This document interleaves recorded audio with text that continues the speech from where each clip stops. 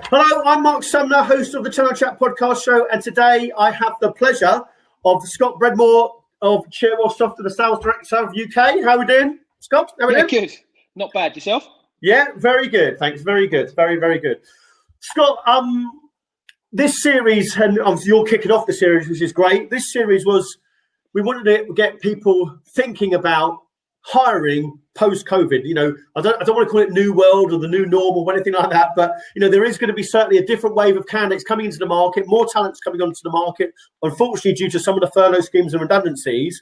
But those people are going to be seeking advice in terms of actually getting back into the workplace and looking at companies where they think, actually, is this going to be a company that I can actually work for? Is going to be more flexible around my personal needs, whether that's home life or their new aspirations, etc. So I'm hoping we could get some advice from you as a hiring manager around that subject. So my first one to kick off is, now post-COVID, as a hiring manager, what is going to really impress you when that candidate comes to an interview in the new norm, if you like, now? And it might be on this video platform then when they start seeing you first time.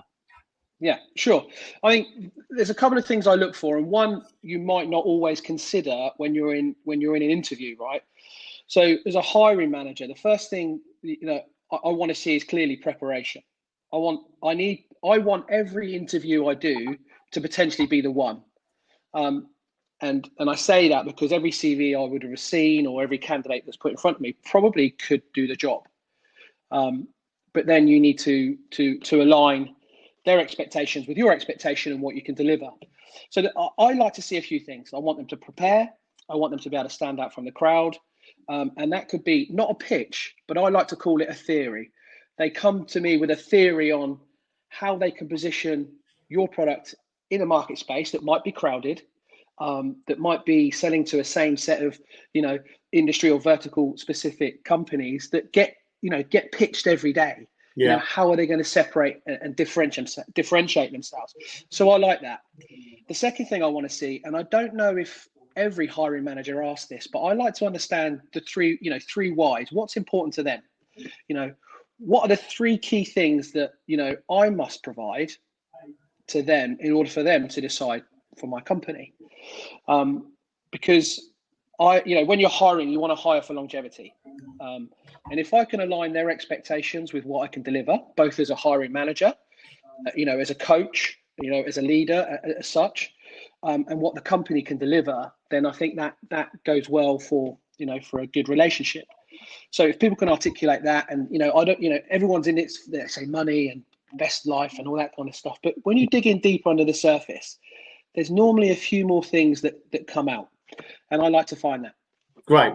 And when someone does get that opportunity to see you face to face, they've normally had to submit a CV or they've had to submit a covering letter. Now, I don't know about you.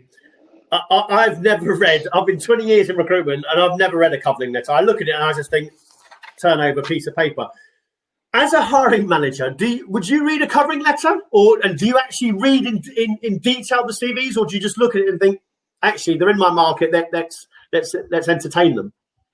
I'll tell you how I work. I don't read cover letters. Right. I've never read a cover letter, and I work in a way where I need to see sharp, bulleted information. So I like to see metrics. I like to see how they're going to show success within their CV, how they've done it, and then I can use that during the CV to understand how they got there, and then really dig in and see if everything matches up.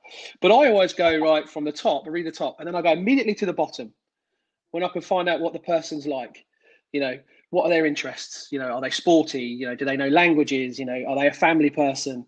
And all these sorts of things. And then I go to the nitty gritty of the CV. The thing is, I don't like just to meet someone for the first time or speak to someone the first time when I meet them. I want to read the CV, have a look at what kind of person they are. And I want them to feel comfortable when they come and meet me. I want them to feel open and be able to challenge me and ask the questions. So I tend to ring them up, give them a 10-minute hi, how you doing? Looking forward to meeting you, so on and so forth, or whatever it would be.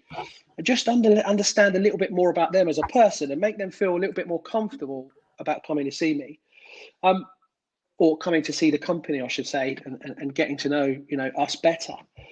I think the assumption is the more senior you hire, particularly in a software sales environment, high-performing software sales environment, these people should be killers and they should just be bang, bang, bang. But it's not always the case. People sometimes don't interview as well, and it doesn't represent them. So you want them to be settled, calm, and feel free to talk with us. So top, bottom, and then the detail in the middle. Yeah. Would you say when you look at a CV, are you looking, especially for sales roles, are you looking to sort of see targets, achievements, presence, clubs, real sort of bragging of what they've actually done, their achievements and successes, or are you not really bothered about numbers on the CV? I do like to see what success looks like for them and how they've achieved success and what it is, and they should sing that, because the person that you're seeing has clearly done well, right? Yeah. They should put themselves forward in that way, and recognition is very important, and understanding how they got there is important. I think longevity in CVs are key. I don't like to see, hopping and stuff. Everyone can have, one or two where things don't go right. It doesn't come to expectations. Career farts, if I can say that, yeah. Some people say. But you need to see longevity, and I do like to see some metrics within the CV. From there, we can dig in and understand how they got to that success, and and if they've had challenges in their career, how have they overcome those challenges? Because sales is never like that. No, it's kind of like, oh, here we go, and then the success comes. It's never a straight and easy path. So I'm more interested in how they got to that success and how they make that success consistent. Yeah, great. More anecdotal. Now, that's obviously great when they actually get in front of you and they get the chance to speak to you. But there's going to be lots of candidates out there that will say to me, Mark, I'm applying for jobs. I'm getting automated responses from companies just turning my CV down. I'm getting an automated response from internal recruiters or recruiters like us turning them down. And they're not getting a chance to even have that 10-minute conversation to prove themselves. Now, obviously, I know we can't interview everyone. Recruiters are supposed to screen on your behalf, and you can't see everyone. You're supposed to be seeing the shortest of candidates. But it doesn't seem quite fair sometimes when the candidate doesn't get a chance to sell themselves. And also, they go through the cracks. These automated services don't work all the time, and recruiters get it wrong. So sometimes the best candidates don't get to the hiring table. Yes. What's your view in that? If you're a candidate and you're getting just turned down and you're thinking, actually, I am the right match for this, what's your view on what they can actually do? Yeah, so I'm a guy that likes to work with anecdotes, right? I want people to tell me stories, give me real world examples. And I'll give you one from my very, very, very early career. I was fresh out of college and I was thinking, I want money. I'm a sociable person. I want to meet people. What can I do? Oh, I know, I get into sales. And I applied for an advertising sales job with a local newspaper, right? Young teenager, whatever, just fresh out of college. And I had what I thought was a fantastic conversation with the hiring manager. We got on really, really well. We had a good conversation. We enjoyed each other's company. It kind of ran over. Then we ended up having a coffee in the coffee shop afterwards. It was great. And I enjoyed the experience. And I thought, this is something I want to do. I didn't get the job. And I was sent a note to say you didn't get the job, an email or something. I was like, okay, I didn't get the job. So how do I get the next job? And instinctively, I picked the phone up to her. Before I know it, saying, listen, appreciate you've made the decision. I really want to understand why I didn't get the job. Not because I want to challenge your decision, I enjoyed our conversation, but how do I improve? Yeah. How do I increase my chances moving forward? And we had another fantastic conversation, and it turned out it was just experience. And she kept in touch, and she offered me a role in at a separate time. I was already in my career by then, but it's important that you give the candidate feedback. And you see lots of platforms allowing you to apply online, and then you get an automated email whether you're through to the next stage or successful or not. But how does that help the candidate? Yeah. If we're truly invested and interested in people being successful and helping them, and they've taken the time to articulate why they would be a good fit for your company, surely we owe them every courtesy to say, you weren't successful this time, and here are the reasons. Yeah, absolutely spot on. Yeah. And what happens if that person then challenges us and goes, actually, I didn't get the chance to meet you, so I couldn't articulate this answer or this in a different way, which could fill gaps, and you miss out on talent. Yeah, and it happens. You miss out on really good people. It really happens all the time. Like we're guilty of it ourselves. We'll put roles out, and we might get at the moment we've got a tsunami of candidates coming in. We might get sometimes 100, 130 applicants for a role. And of course, physically, we can't manage those candidates. So we are screening, we are not looking at cover letters. We're trying to sort of mishmash the candidates and then screen the best ones we can. But we are dropping the ball occasionally ourselves. And I think it's very difficult. But what I have said to the candidates out there is, and almost you've echoed it, is try and find out yourself. If you really believe that you're a right match for the role, and you really believe, you need to sort of professional persistence and find out why you didn't get the actual interview. And unfortunately, finding a job is a full-time job, and it's not just sending the application and hoping it comes back. It's just not like that. But I do agree with you that I think employers do have a responsibility to the candidate. If the candidate is bothered to actually write the covering letter, which we won't read, but write anything where they've actually tried to apply for the role, the least we can do, if we can, is give them some sort of response of why they weren't suitable. So I do echo those points, Scott, a lot. Regarding hiring post-COVID, what's your view? And it doesn't have to be a view of your company, Cherwell. It could be just your own view. Is this a time to capitalise in terms of there's more talent coming on the market, or do you think you're still remaining cautious and sort of focused on business as usual on your current team? I think this is an opportunity, right? I'm an optimist, and I think if you're in business in general, you have to be an optimist. Mark and yourself, you all know that COVID wasn't great for hiring companies like yourself. You know, when everyone starts to panic and go, "Oh no, there's a job freeze, we can't do that." You know, that puts pressure on you and your roles and your colleagues and so on and so forth.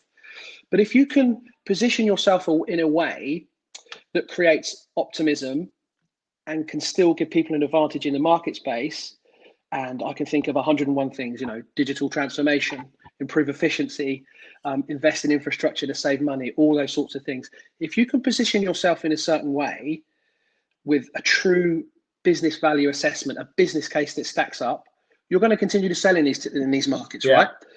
You'll hear so many stories about companies that popped up and were success during downturns. You know, because there are opportunities there. And the same thing applies for good talent in the market. The same thing applies for people like me when I still need to position my solutions and our solutions and products to the market. I need that talent. So there is still definitely that opportunity. And what I would say to people is, how are you going to be different? Not just to me, but how are you going to create opportunity in the market space for the end users or the consumers or the businesses you deal with? What makes you stand out?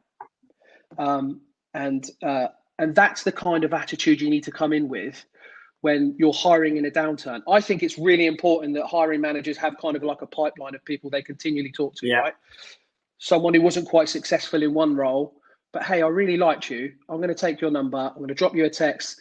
I'm in town. Let's have a coffee. How are you doing? You know, at some point, paths cross, right? You'll meet everyone at least twice, right? You meet everyone at least twice.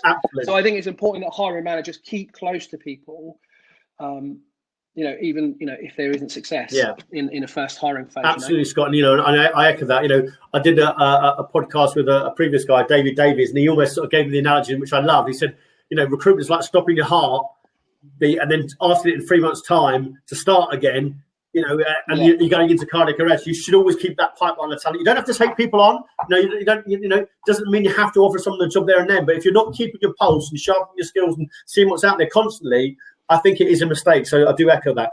Now, Mark, one thing. Sorry, Mark, to interrupt you. Sorry, buddy. One thing I will say for candidates is they need to be more demanding of hiring managers. Now, what I mean of that is, like, I see so many people that fall through the crack because the hiring process takes 3 or 4 weeks.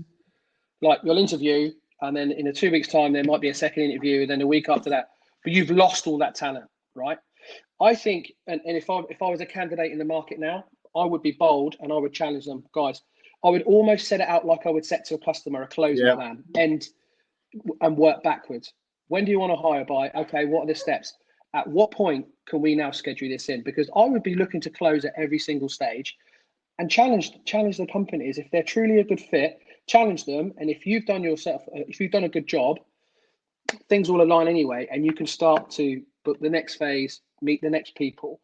Because I think in business, there's nothing worse than asking to be introduced to someone and then just dropping in and meeting them. You know, I would like to always send a soft introduction. And this is what I talk about standing out. If a candidate says, right, okay, who's the next person I'm meeting? It's this person and it's on this date. Great. Let me introduce myself. Let me give them a soft introduction. Let them know what to expect from meeting me and the candidate. Imagine a candidate driving a conversation like that. It would be fantastic. They would stand manage the road process exactly the same how they would in front of a prospect. When that doesn't happen very often. So that's great advice. No. That's great advice. Scott, the skill shortages in the IT industry has been well documented over the last 10 years, but especially the last 5 years. There's more jobs coming out than actual candidates applying. So post-COVID, with sort of furloughs schemes ending and lots of redundancies happening in the market and tech companies pulling out the UK, there's lots more people out there.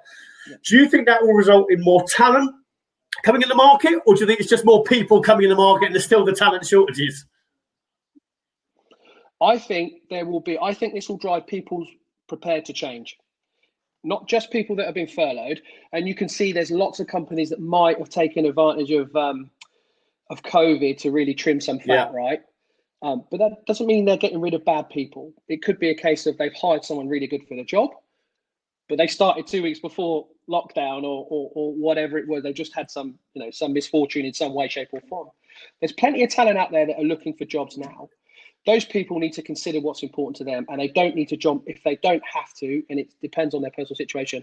I would always advise someone to ensure that they're not just taking a job for the sake of a job.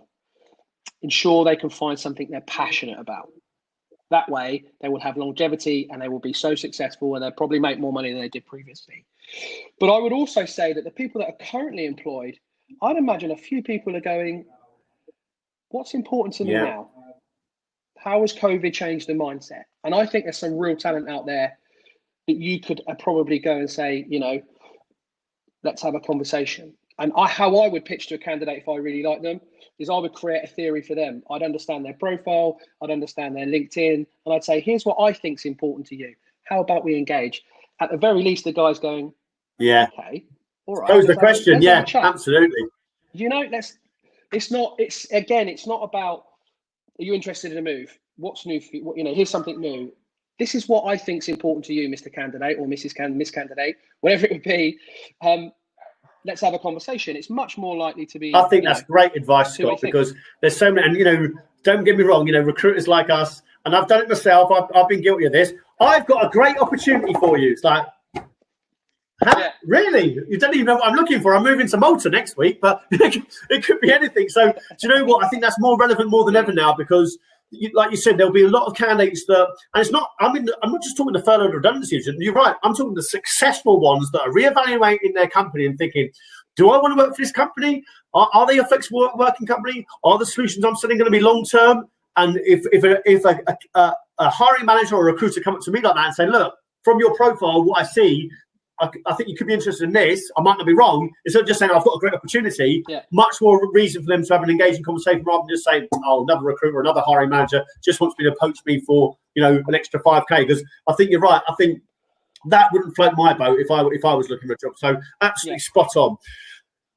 Now, you mentioned about closing at every stage, and that's impressive when the candidate does that and on those soft introductions.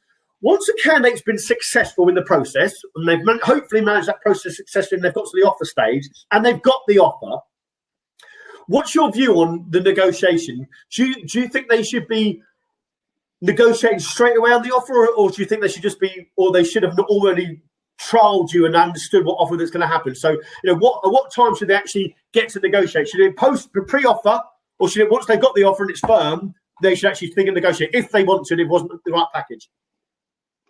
I think it's a good point. One thing other to mention on the previous point is coachability, right? People in the market are looking for coachable people. I should have mentioned that previously. When it comes to negotiating, I almost expect these. If you're trying to hire A players or people on their way to be an A player, then absolutely they should ask the question. There's no harm in negotiating at the right time.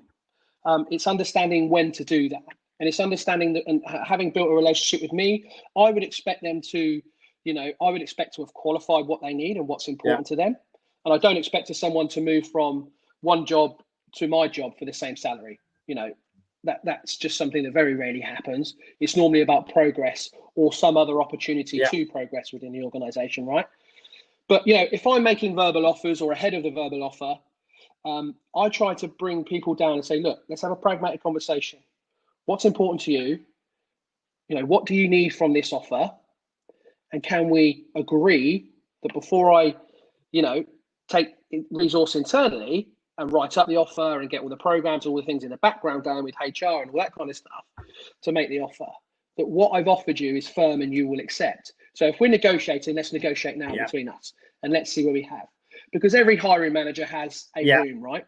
They have room. And this is a slight tangent, but when you look at things like gender pay gaps, the worst thing a hiring manager can say is, what's your expectation for this salary? Yeah. That is the biggest problem in the market, because someone goes, oh, okay, I want a bit of a pay rise, but let's ask for this. But I'm already starting on a lower salary. So if I wanted to be in line, I would need a 40, 50K pay rise or something like that. It's an awful question to ask. Let's ask where you are. Let's ask where you need to be. Let's ascertain why. And I may have wiggle room and you're the absolute right candidate. I'd be prepared to do that if it makes sense to do that. But let's do that at the point before we go away and do the intensive work internally and get those offers done. Let's have that conversation, typically face to face over a coffee, not in an office environment, so everyone's relaxed and we can speak. Yeah, and I think when I've said to candidates myself, there's nothing wrong with negotiating packages, etc. offers, but there is a way of doing it. If I'm like saying, look, Scott, thanks for the offer, really appreciate it. It's the right role, it's the right opportunity. I was kind of hoping it was X, Y, Z, being polite, etc. There's more synergy there. When you're actually just saying, oh, I've got to have X and this, or I can't join, it's going to get people's back up. So it's having that emotional intelligence to actually sort of say it's supposed to be a negotiation, a win-win, not a fight to actually get more money. So I think when I've said to candidates before, it's like, just use your own emotional intelligence with that. It should be a win-win situation, not just I got more money out of Scott and that's what that's what I was aiming to get, or I got the best package. It should never be about that. No, it shouldn't be about. And I've seen companies go, and I've had experiences before in previous careers, previous jobs where, I'm the hiring manager. Someone's come to me, I think these guys are great, and they want X, and my company goes, close them for 10 grand less. Yeah. I'm like, sorry, and it's a flat out refusal. No, we've had a conversation. I understand why the person needs to go to this point. I understand how, and it makes complete sense, and it's not out of whack with what their peers are earning inside our organization. Let's focus on what that return's going to be from our candidate, not necessarily what we're always giving away. So it's a different mindset. It's like not Shark Tank, what's the one in the UK, they always go, you want 25% of my company for all of the money, how about you take 10%? And the dragon goes, but what am I going to give you back? Instead of focusing on what you're giving away, focus on what the return will be by working with me. And it's a different mindset. Sometimes it's paradigm shift. Yeah, absolutely. Paradigm shift. Great word. And my final question, you've already given some great snippets of advice, Scott, anyway, but if you were going to sort of offer one piece of advice to someone looking to get back into work, whether they've been redundant or furloughed or whatever's happening after the pandemic, what would your advice be to them? There's a couple of things I would say, and I've said it earlier. I would say, look what's important to you and how that company can align to you, and don't, if you don't have to, don't take the first job that comes through the door, unless it's the one, And most salespeople, you get the scientist and the artist in sales typically, and the artist's gut never lets them down. They kind of understand, they instinctually it's where it's coming from, and that's how I've always kind of done that thing. The second thing I was saying, again, we touched on it earlier.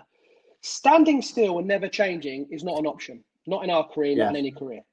If you thought about a sportsman trying to get to the Olympics, they train every day, they do something new every day, they evolve every day, and they challenge themselves every day. We should do the same thing, absolutely. Right? We should never stop striving for excellence. So what I would say to these guys is, or these people that are hiring, stand out from the crowd. You don't need gimmicks like coming in dressed as a clown or giving chocolates away when you come to the interview. But come in and think about how have you researched the company, and maybe don't do a presentation, but maybe do like a whiteboard session. Here's my thoughts. Here's my theory on why you're important to the market. And straight away, the interview becomes a conversation like we've had today. And it's not me firing questions and the candidate thinking about the best answer. Once the candidate does that, you sift out the people that interview really well and the people that have the genuine skills. Because if they behave like that in an interview, typically they behave like that in front of their clients or their prospects, and so on and so forth.